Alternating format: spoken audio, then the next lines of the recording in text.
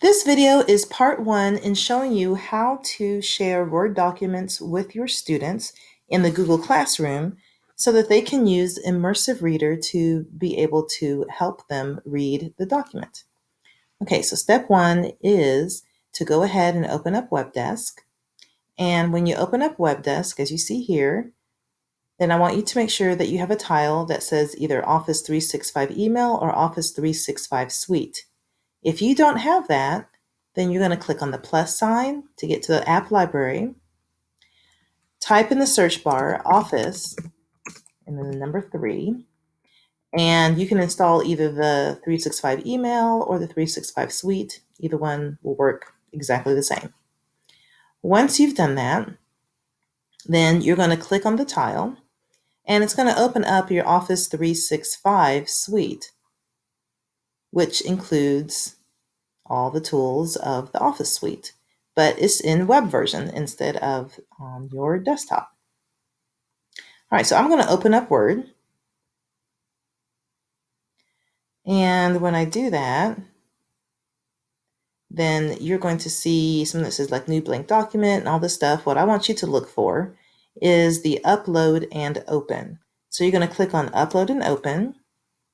And then you're going to find the file that you want to use. This is a file that I downloaded from the curriculum planner. And the title is Yes, Teachers Should Assign Homework. So I'm going to select that file and then I'm going to open it up.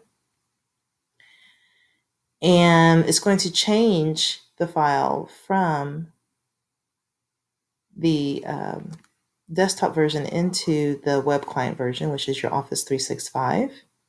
And now this is ready to share with my students. So what you'll see on the top right-hand side is a share button. And it's going to automatically default to anyone with the link can edit. That's not what we want here. So we're going to click on this arrow to get to the settings. I only want people in Plano ISD to have this link, first of all. And I don't want my students to edit. I just want them to read the document.